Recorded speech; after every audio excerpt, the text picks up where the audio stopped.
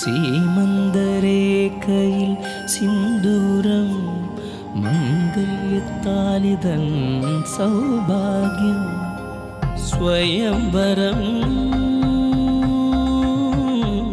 സ്വയംവരം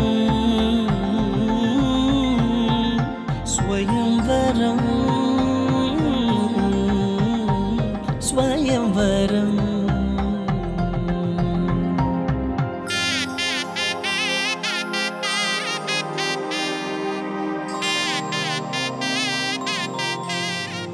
so ഇന്നത്തെ നമ്മുടെ couple Aravind and Anju ഇവരെ മീറ്റ് ചെയ്യാനായിട്ട് നമ്മൾ എത്തിയിരിക്കുന്നത് വളരെ സ്പെഷ്യൽ ആയിട്ടുള്ള ഒരു ലൊക്കേഷനാണ്. വെട്ടുകാടുള്ള ജാക്സ് ഫൈൻ ആർട്സിൻ്റെ സ്റ്റുഡിയോ ആണ്. So as you can see behind me ഇവരുടെ വളരെ ബ്യൂട്ടിഫുൾ ആയിട്ടുള്ള ക്യാപ്ചർ ചെയ്ത കുറേ വെഡിങ് മൊമെൻറ്റ്സ് ഇവിടെ ഫ്രെയിം ചെയ്തിട്ടുണ്ട്. ഒരുപാട് തവണ നമ്മൾ ജാക്സ് ഫൈൻ ആർട്സ് ആയിട്ട് അസോസിയേറ്റും ചെയ്തിട്ടുണ്ട്. സോ അവരുടെ തന്നെ മറ്റൊരു കപ്പിളാണ് അഞ്ജു ആൻഡ് അരവിന്ദ്. സോ നമുക്ക് അവരെ പരിചയപ്പെടാം. Hi Anju, hi Aravind. ആദ്യം തന്നെ രണ്ടുപേർക്കും congratulations. So how is married life ഒറ്റ വാക്കിൽ ചോദിക്കാനാണെങ്കിൽ എങ്ങനെയുണ്ട് സോ ഫാർ? അടിപൊളി. നൈസ്. സോ അരവിന്ദിനെ എനിക്ക് കുറച്ചുകൂടെ പരിചയപ്പെടണമെന്നുണ്ട്. സോ അരവിന്ദിനെ കുറിച്ച് പറയും. വീട്ടിൽ ആരൊക്കെയുണ്ട്, പഠിച്ചതും ഇപ്പൊ ജോലി ചെയ്യുന്നതും ഒക്കെ എല്ലാ ഡീറ്റെയിൽസും പറയും. ഞാൻ പേരൂർക്കടയാണ് താമസിക്കുന്നത്. വീട്ടിലെ അച്ഛൻ, അമ്മ, ചേച്ചി, പിന്നെ ബ്രദറിൻലോ, പിന്നെ അവരുടെ ഒരു വയസ്സായ കുട്ടി. അവര് കോട്ടയത്ത് സെറ്റിൽഡാണ്. സിസ്റ്ററും ബ്രദറിൻലോയും. അവർക്ക് അവിടെ ബിസിനസ്സാണ്. അച്ഛൻ, അമ്മ റിട്ടയർഡ് ഗവൺമെൻറ് സർവൻസ് ആണ്. ഞാനിപ്പോൾ ടെക്നോ പാർക്കിൽ വർക്ക് ചെയ്യുന്നു. പിന്നെ പഠിച്ചതൊക്കെ എന്താണ് പഠിച്ചിരിക്കുന്നത്? ഞാൻ ബിടെക് മെക്കാനിക്കൽ എഞ്ചിനീയറിംഗ് ആണ്. പിന്നെ പാഷൻ ഇതൊന്നുമല്ല, വേറെ ഒരു ഫിലിം ഡയറക്ടർ ആവുക എന്നുള്ളതാണ് പാഷൻ. ആർട്ടിസ്റ്റിക് ആയിട്ട് താല്പര്യങ്ങളുള്ള വ്യക്തിയാണ്. അതെ അതെ. അതാണ് അതിനോട് ആ ഒരു ലൈനിൽ എന്തെങ്കിലും വർക്ക് ചെയ്തിട്ടുണ്ടോ? 2 പടം അസിസ്റ്റ് ചെയ്ത് കഴിഞ്ഞു. ഇപ്പൊ ഒരു ഷോർട്ട് ഫിലിം ഇപ്പം കഴിഞ്ഞു. എഡിറ്റിംഗ് നടന്നുകൊണ്ടിരിക്കുന്നു. ഇതിന്റെയൊക്കെ പേരുകളൊന്ന് പറയോ? ഏതൊക്കെ പടത്തിലാണ് അസിസ്റ്റ് ചെയ്തത്? ആദ്യം ചെയ്ത പടം മച്ചൂക്ക എന്ന് പറഞ്ഞിട്ടൊരു പടമായിരുന്നു.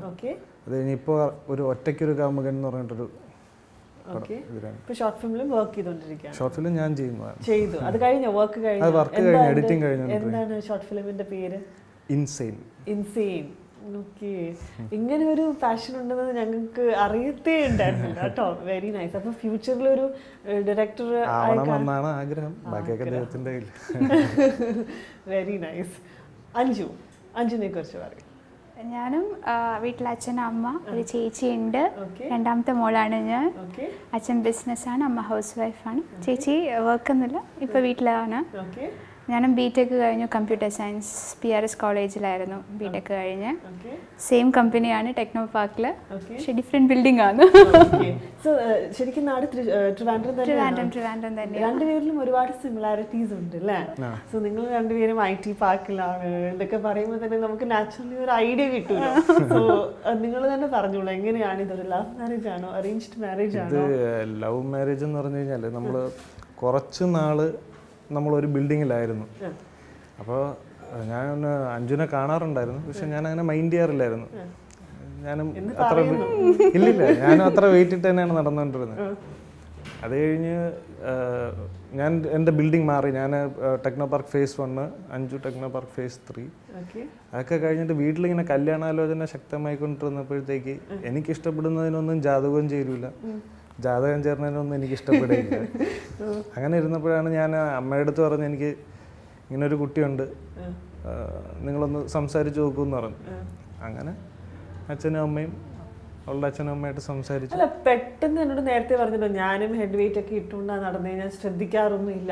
പിന്നെ പെട്ടെന്ന് വീട്ടിലൊരു ആലോചന. ഇല്ല, ശ്രദ്ധിക്കാറില്ല മീൻസ് വായി നോക്കി നടക്കാറില്ലായിരുന്നു. ഇപ്പം ഇവളെ കണ്ടു, ഞാൻ ശ്രദ്ധിച്ചു. നമ്മൾ നോക്കും, ആൺകുട്ടികളല്ലേ, നമ്മൾ നോക്കും. സത്യം പറഞ്ഞ ടെക്നോ പാർക്കിൽ എത്ര പിള്ളേർ ഇപ്പോഴും നോക്കുന്നുണ്ട്. വളരെ ഓണസ്റ്റ് ആയിട്ട് ഒരു ആൻസർ ആണ് അല്ലേ? ഓക്കെ. സോ എപ്പോഴാണ് അഞ്ജു എന്നുള്ള വ്യക്തിനെ ഫസ്റ്റ് ഒന്ന് നമ്മൾ നോട്ടീസ് ചെയ്യുന്നത്? കാരണം കാണാൻ ഭയങ്കര അട്രാക്റ്റീവ് ആയിട്ടുള്ള ഒരു കുട്ടിയാണ് അല്ലേ? ആരും നമ്മളൊന്ന് പൊതുവെ നോക്കി പോകും. അഞ്ജുനെ ഒരുപാട് പേര് നോക്കിയിട്ടുണ്ടായിരിക്കും. പക്ഷെ എന്നാണ് അഞ്ജുനെ ഒന്ന് ഫസ്റ്റ് ആയിട്ടൊന്ന് നോട്ടീസ് ചെയ്ത്? എന്തെങ്കിലും ഒരു ഇൻസിഡന്റ് ഉണ്ടായിരുന്നോ ആദ്യം? ഞാൻ കല്യാണത്തിന് എൻഗേജ്മെന്റ് കഴിഞ്ഞപ്പോൾ ഞാൻ ഇവിടുത്തെ പറയുമായിരുന്നു. അതായത് കല്യാണത്തിന് മുമ്പ് ഞാനിരിക്കുന്ന എൻ്റെ തൊട്ട് ബാക്കിലുള്ള ഒരു ടീമുമായിട്ട് ഇവർക്ക് സ്ഥിരം കമ്മ്യൂണിക്കേറ്റ് ചെയ്യേണ്ട ഒരു കാര്യം വരും. അപ്പം ഇവളുടെ ഏറ്റവും വലിയ ഹൈലൈറ്റ് എന്ന് പറഞ്ഞു കഴിഞ്ഞാൽ ഇപ്പോഴും കൊച്ചുകുട്ടികളുടെ പോലത്തെ സംസാരവും കാര്യങ്ങളൊക്കെയാണ്. അപ്പോൾ ഇവളവിടെ വന്നിട്ട് ഈ പറയുന്നത് പോലെ അവിടുത്തെ ആൾക്കാരുടെ അടുത്ത് ഈ ഭയങ്കര കൊഞ്ചിയൊക്കെ ആയിരിക്കും സംസാരിക്കുന്നത്. അപ്പം ഞാനത് ഇവിടെ ഇരുന്നിട്ട് ഞാൻ എൻ്റെ ടീമിൻ്റെ ഇടയിൽ ഇരുന്നിട്ട് അത് ഇമിറ്റേറ്റ് ചെയ്ത് കളിയാക്കുമായിരുന്നു. അവസാനം കല്യാണം കഴിഞ്ഞപ്പോൾ അവളോട് ചോദിച്ചു, കളിയാക്കാനൊക്കെ കൂടെ കിട്ടിയല്ലോ. ഈ ഒരു ഇമിറ്റേഷൻ ചെറുതായിട്ട് ഞങ്ങളെ ഒന്ന് കാണിച്ചു തരാമായിരുന്നു സംഭവം. ഇത്രയും ഇമിറ്റേറ്റ് ചെയ്തോണ്ടിരുന്നതല്ലേ? അതായത് ഇവരൊരു ലാബിലാണ് വർക്ക് ചെയ്യുന്നത്. അപ്പം ഇവരുടെ ക്വാളിറ്റി ഒക്കെ ചെക്ക് ചെയ്യുന്നത് അവിടെ ഇരിക്കുന്ന ഒരു അമ്മാവനാണ്. അപ്പം പുള്ളിക്കാരെ കണ്ടു കഴിഞ്ഞാൽ അപ്പം പുള്ളിക്കാരി എന്തെങ്കിലും എറർ കണ്ടുപിടിക്കുന്ന സമയത്ത് വിളിക്കും, അഞ്ജു അടുത്ത് എന്ത് പറ്റി അച്ചായ. എന്റെ വോയിസ് അങ്ങനെയാ, കുറച്ച് കൊഞ്ചലുണ്ട്. അപ്പൊ ഇതേപോലെ അവിടെ ഇരുന്ന് കളിയാക്കുമായിരുന്നു. പക്ഷെ ഞാൻ പുള്ളിക്കടുത്ത് സംസാരിക്കാന്നില്ലായിരുന്നു. പിന്നെ കളിയാക്കി അവസാനം എനിക്ക് എപ്പോഴും FB-യിൽ ഇങ്ങനെ റിക്വസ്റ്റ് വന്നു. അങ്ങനെ സംസാരിച്ചപ്പോഴത്തേക്കും ക്യാരക്ടർ ഇഷ്ടപ്പെട്ടു. അങ്ങനെ വീട്ടിലേക്ക് ഡയറക്റ്റ് ആയിട്ട് റിക്വസ്റ്റ് ഒക്കെ വരുന്നത് കല്യാണം ആലോചിക്കുന്ന സമയത്ത് അങ്ങനെ പ്രൊസീഡ് ചെയ്യാൻ താല്പര്യം ഉള്ളപ്പോഴാണോ അല്ലെങ്കിൽ അല്ലാതെ റിക്വസ്റ്റ് ചെയ്തതാ? ഇങ്ങനത്തെ ഒരു വ്യക്തിനെ ശ്രദ്ധിച്ചിട്ടുണ്ടായിരുന്നു അവിടെ? ഞാൻ ശ്രദ്ധിക്കുന്ന ഇതിനൊക്കെ മുമ്പായിരുന്നു. അങ്ങനെ എല്ലാ പെൺപിള്ളേരോടൊന്നും സംസാരിക്കത്തില്ല. ഈ പറയുന്ന കണക്ക് ആരോടും അങ്ങനെ മിണ്ടാൻ കുറവുള്ള ആളാ. ഞാനൊരു ഞങ്ങളുടെ ഓഫീസിലൊരു പാർട്ടിയുടെ അന്ന് ഈ മച്ചൂക്ക ഫിലിമിന്റെ ഇൻട്രൊഡക്ഷൻ എന്തോ പറയാൻ വേണ്ടി വന്നപ്പോഴാണ് ആദ്യമായിട്ട് കാണുന്നത്. അത് കഴിഞ്ഞ് ഒരു കമ്മ്യൂണിക്കേഷനും ഇല്ലായിരുന്നു. ഇങ്ങനെ ഇൻവിറ്റേഷൻ ഒക്കെ നടക്കുന്നുണ്ടെന്ന് വല്ല അറിയത്തില്ലായിരുന്നു. പരിചയപ്പെട്ടതിന് ശേഷം പറഞ്ഞിരുന്നു കളിയാക്കാറുണ്ട്. ഞാൻ പറഞ്ഞ ആഹാ നന്നായി. സോ ഇങ്ങനെ വീട്ടില് പറഞ്ഞല്ലോ ഇങ്ങനെ ഒരു കുട്ടി ഉണ്ടെന്ന്, എന്തായിരുന്നു അവരുടെ ഒരു ഫസ്റ്റ് റിയാക്ഷൻസ്? എൻ്റെ ഏറ്റവും വലിയ ഫ്രണ്ട് എന്ന് പറഞ്ഞു കഴിഞ്ഞാൽ എൻ്റെ അച്ഛനാണ്. അപ്പം പുള്ളിക്കാരൻ എന്നെ പോലെ തന്നെ ഭയങ്കര എന്ന് പറഞ്ഞാൽ നമുക്കുള്ളൊരു ഒരു ഒരു എന്താ പറയുക ഒരു വേവ് ലെങ്ത് സെയിം ആണ്. അപ്പം ഞാൻ പറഞ്ഞപ്പം തന്നെ നമുക്ക് സംസാരിക്കാടാ എന്ന് പറഞ്ഞിട്ട് അച്ഛൻ തന്നെ ഇനിഷ്യേറ്റീവ് എടുത്ത് വിളിച്ച് സംസാരിക്കുകയായിരുന്നു. അപ്പൊ അഞ്ജുന് എന്തെങ്കിലും ഐഡിയ ഉണ്ടായിരുന്നു ഇങ്ങനെ ഒരു പ്രപ്പോസൽ ആയിട്ട് വരുന്നുണ്ട്? എന്നോട് പറഞ്ഞാലും വീട്ടില് ഡയറക്റ്റ് ആയിട്ട് അച്ഛനെ വന്ന് കോണ്ടാക്ട് ചെയ്യുമായിരുന്നു. വീട്ടില് വന്ന് ചോദിക്കട്ടെ എന്ന് ചോദിച്ചിരുന്നു. അപ്പൊ ഞാനിപ്പോ ഈ പറയുന്ന കണക്ക് ഞാനല്ല തീരുമാനിക്കുന്നേന്ന് പറഞ്ഞിരുന്നു. അങ്ങനെ വീട്ടുകാരുടെ അടുത്ത് ഡയറക്റ്റ് ആയിട്ട്. പക്ഷെ ഞാൻ ചോദിക്കട്ടെ, ഇപ്പൊ നമുക്ക് സ്വയം താല്പര്യം ഇല്ലെങ്കിൽ പിന്നെ ഇനി വീട്ടുകാരുടെ അടുത്ത് വന്ന് സംസാരിക്കാൻ പറയേണ്ട ആവശ്യമേ ഇല്ലല്ലോ. നമുക്ക് ഡയറക്റ്റ് ആയിട്ട് നോ എന്ന് പറയാൻ ഒരു അവസരം ഉണ്ടല്ലോ അല്ലേ? ഇപ്പൊ നമ്മളോട് എത്രയോ പ്രപ്പോസൽസ് വന്ന് കാണും റൈറ്റ് ഫ്രം ഒരു പക്ഷേ സ്കൂളിൽ. പക്ഷെ അവരോടൊന്നും വീട്ടിൽ വന്ന് സംസാരിക്കാനല്ലല്ലോ അങ്ങനെയല്ല. അതിപ്പോ ഓഫീസിലായാലും വേറെയും കുറെ പേര് വന്നിട്ടുണ്ട്. അപ്പം ഇത്രയും സീരിയസ് ആയിട്ട് എടുക്കും എന്ന് വിചാരിച്ചില്ലായിരുന്നു. ഒന്നാമത്തെ റീസൺ. പിന്നെ ഈ പറയുന്ന പോലെ അച്ഛൻ സാറ്റിസ്ഫൈഡ് ആയിരിക്കണം. നമ്മുടെ എല്ലാം ഒത്തു വരികയാണെങ്കിൽ മാത്രമല്ലേ പറ്റത്തുള്ളൂ. ജാതകമായിരുന്നു അപ്രോച്ച് ചെയ്ത് പറഞ്ഞത് ഇങ്ങനെ ഒരു താല്പര്യം ഉണ്ട് ഇങ്ങനെ വീട്ടിൽ പറഞ്ഞോട്ടെ എന്ന് എങ്ങനെയായിരുന്നു അത് ചോദിച്ചത്? എന്തെങ്കിലും ഒരു ഇൻസിഡന്റ് വിളിക്കുമായിരുന്നോ? നിങ്ങൾ സെപ്പറേറ്റ് ആയിട്ട് ലഞ്ചിന് പോയോ? അത് ഇല്ല, ഞങ്ങൾ കാണത്തില്ല. ഇത് സംഭവം എന്ന് പറഞ്ഞു കഴിഞ്ഞാൽ നമ്മൾ ഈ സംസാരിച്ചോണ്ടിരുന്നപ്പം തന്നെ എന്തോ ഒരു ടോപ്പിക്ക് വന്നപ്പോഴത്തേക്ക് കല്യാണത്തിന്റെ ടോപ്പിക്ക് എൻ്റെ അടുത്താണെന്ന് തോന്നും. എൻ്റെ അടുത്ത് ഇങ്ങനെ ചോദിച്ചു, കല്യാണം നോക്കുന്നില്ലേ നമ്മൾ സംസാരിച്ച് തുടങ്ങിയ സമയത്ത്. നമ്മുടെ മനസ്സിലിരിപ്പ് ഇതാണെങ്കിലും ഇവർക്ക് അറിഞ്ഞൂടല്ലോ. ഞാനിങ്ങനെ പറഞ്ഞു, ഇങ്ങനെ വീട്ടിൽ കല്യാണം ആലോചിക്കുന്നുണ്ട്, ഒന്നും ശരിയാകുന്നില്ല, നിന്റെ കാര്യം പറയട്ടെ എന്ന് ചോദിച്ചു. അപ്പം പെട്ടെന്ന് എന്താ ഇതീന്നാണെല്ലാം തുടങ്ങുന്നത്. അങ്ങനെ എളുപ്പമായി. പിന്നെ അങ്ങോട്ടേക്ക് ഉള്ള പിന്നെ പെണ്ണുകാണലൊക്കെ ഉണ്ടായിരുന്നു ഓഫീഷ്യലി, അതിനെ കുറിച്ച് പറയൂ. പൊങ്കാല കഴിഞ്ഞ അടുത്ത ദിവസമായിരുന്നു വേറൊരു പൊങ്കാല. എന്നിട്ട് ഞാൻ കണ്ടിട്ടുണ്ട്, എന്നെ വീട്ടുകാര് പക്ഷെ കണ്ടിട്ടുണ്ടെങ്കിൽ ഈ പറയുന്ന കണക്ക് നമ്മൾ ഈ സംസാരിച്ച് തുടങ്ങുമ്പോൾ ഞങ്ങൾ രണ്ടും എൻ്റെ നല്ല ഡിഫറെൻറ്റ് ബിൽഡിംഗ് ഒക്കെ ആയിരുന്നു. ഞങ്ങൾ അങ്ങനെ കാണാറൊന്നുമില്ല. അപ്പോൾ പൊതുവെ എല്ലാവരുടെയും കോൺസെപ്റ്റില്ല ഞങ്ങൾ ലവ് മാരേജ് എന്നുള്ളൊരു കോൺസെപ്റ്റാണ്. പക്ഷെ അങ്ങനെയല്ല, വീട്ടിൽ വന്ന് ചോദിച്ചു അച്ഛനും, അങ്ങനെയൊക്കെ കംസ് എന്ന് പറയാം. പിന്നെ ഞാനും ഈ പറയുന്ന കണക്ക് ഓഫീസിൽ അന്വേഷിച്ചപ്പോൾ നല്ല ക്യാരക്ടർ, പൊതുവെ ടെക്നോ പാർക്ക് എന്ന് പറഞ്ഞൊരു കോൺസെപ്റ്റ് ഉണ്ടല്ലോ, ആ കോൺസെപ്റ്റ് പിന്നെ ഞാൻ കണ്ടിട്ടുണ്ട്. അധികം ആരോട് അങ്ങനെ മിണ്ടാറൊന്നുമില്ല. പിന്നെ കമ്പനി ഉള്ളിടത്ത് ഭയങ്കര കമ്പനിയാണ്. അങ്ങനെയല്ല മനസ്സിലാക്കിയത്തോളം എന്തൊക്കെയായിരുന്നു ഇഷ്ടപ്പെട്ട കാര്യങ്ങൾ? എനിക്ക് ഫാമിലി ആയിട്ടുള്ളൊരു എന്താ പറയുക അറ്റാച്ച്മെന്റ് ഭയങ്കര. അച്ഛനാണ് ബെസ്റ്റ് ഫ്രണ്ട് എന്ന് പറയും. അതുപോലെ ഫ്രണ്ട്സ് ആയാലും അമ്മ, ചേച്ചി എല്ലാവരും ഇപ്പൊ കാണാനും അച്ഛനും ഒരാളും ഒരുപോലെ. സോ ഫാമിലിക്ക് കൊടുക്കുന്ന ആ ഒരു ബോണ്ടിങ് അല്ലേ, അതാണ് ഏറ്റവും കൂടുതൽ ഇഷ്ടപ്പെടുന്നത്. അഞ്ജുവിൽ എന്തായിരുന്നു സ്ട്രൈക്കിംഗ് ആയിട്ട് തോന്നിയത്? ഈ പറഞ്ഞ പോലെ എനിക്ക് കൊച്ചുകുട്ടികളെ ഭയങ്കര ഇഷ്ടമാണ്. അത് തന്നെയാണ് ഇതിലോട്ട് എത്തിച്ചത്. ഇത് ഭയങ്കര കുട്ടിത്തരമാണ്. പിന്നെ ചില സമയത്ത് നമുക്കൊരു നമ്മളിപ്പോൾ മൂഡ് ഓഫ് ആയിട്ടിരിക്കുന്ന സമയത്ത് നമുക്കതൊരു ഡിസ്റ്റർബൻസ് ആയിട്ട് തോന്നിയാൽ പോലും എപ്പോഴും നമ്മൾ അടുത്ത് വേണം. ഭയങ്കര പൊസസീവാണ്, എപ്പോഴും നമ്മൾ അടുത്ത് വേണം. പിന്നെ അതേപോലെ ഇപ്പം കളിച്ചുകൊണ്ടിരിക്കുകയായിരിക്കും, അടുത്ത സെക്കൻഡിൽ പിണങ്ങും, അടുത്ത സെക്കൻഡിൽ മിണ്ടും. ഭയങ്കര കുട്ടിക്കളിയാണ്. എനിക്ക് അതൊക്കെ ഭയങ്കര ഇഷ്ടമാണ്. ഓക്കെ. സോ പിന്നെ പെണ്ണ് കാണാൻ പോയതിനെ കുറിച്ച് പറഞ്ഞു, അധികമൊന്നും പറഞ്ഞില്ല, പക്ഷെ അരവിന്ദ് പറയൂ. പെണ്ണ് കാണാൻ പോയതെന്ന് അപ്പോഴും ഒരു ടെൻഷൻ ഉണ്ടോ മനസ്സിൽ? കാരണം ഈ പറഞ്ഞ പോലെ ജാതകം എന്നുള്ളത് എനിക്ക് തോന്നുന്നു കുറച്ച് ഇമ്പോർട്ടൻസ് കൊടുക്കുന്ന ഒരു കാര്യമാണ്. ജാതകം നോക്കിയിട്ടാണ് ഓക്കെ ആണെങ്കിൽ, ഇപ്പം നമ്മളുടെ അവിടെ അങ്ങനെയാണല്ലോ, ജാതകം നോക്കിയിട്ട് ഓക്കെ ആണെങ്കിൽ പെണ്ണ് കാണാൻ വിളിക്കുള്ളൂ. ഞാൻ അഥവാ കണ്ടിട്ട് പെണ്ണും ചെറുക്കിനും ഇഷ്ടപ്പെട്ട് കഴിഞ്ഞാൽ പിന്നെ പെട്ടില്ലേ. അപ്പൊ അതുകൊണ്ട് ജാതകം ആദ്യം നോക്കി ഓക്കെ ആണെന്ന് പറഞ്ഞു. അപ്പൊ നമ്മളിവിടുന്ന് പോയി, ഞാനും എൻ്റെ വീട്ടുകാരും കൂടെ പോയി. അപ്പം അച്ഛൻ എല്ലാവരുടെ അടുത്തും പെട്ടെന്ന് ഇങ്ങനെ മിങ്കിളാവുന്ന ടൈപ്പാണ്. പക്ഷെ അവിടുത്തെ അച്ഛൻ നേരെ തിരിച്ചാണ്, ഇത്തിരി റിസർവ്ഡ് ആണ്. അപ്പം ഇവളുടെ കുറച്ച് ഇവക്ക് ഒരു ചേച്ചിയാണുള്ളത്. അല്ലാതെ വല്യച്ഛൻ്റെ 3 ആൺമക്കളുണ്ട്. അവരാണ് ഇവളുടെ എല്ലാ കാര്യവും നോക്കുന്നത്, ചേട്ടന്മാർ. പിന്നെ അവരുടെ വക ഒരു റൗണ്ട് ഇന്റർവ്യൂ ഒക്കെ ഉണ്ടായിരുന്നു. അതൊക്കെ അല്ലേ, ഞാൻ വെളിയിലോട്ട് ഇറങ്ങിയപ്പോഴത്തേക്ക് അവർ എൻ്റെ കൂടെ അങ്ങ് വന്നു.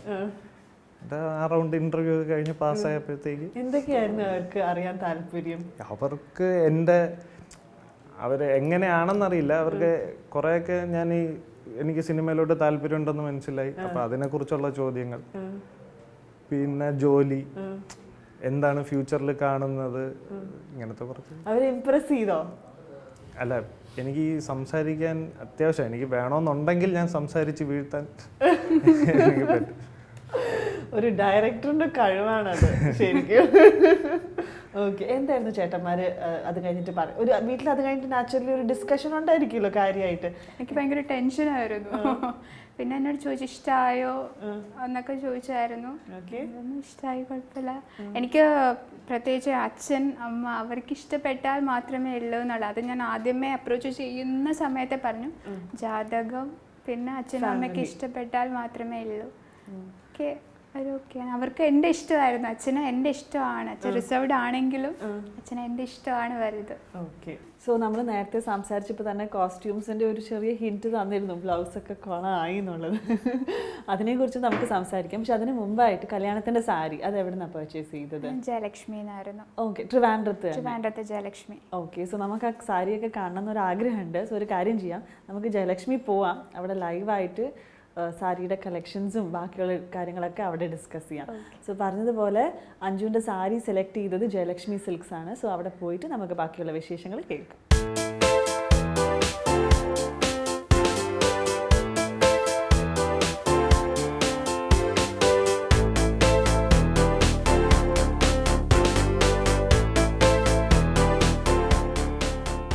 സോ അഞ്ജു ആൻഡ് അരവിന്ദിനോടൊപ്പം ഞാനിപ്പോൾ എത്തിയിരിക്കുന്നത് ജയലക്ഷ്മി ദ ബ്രൈഡൽ ഡെസ്റ്റിനേഷൻ ട്രിവാൻഡ്രത്താണ്.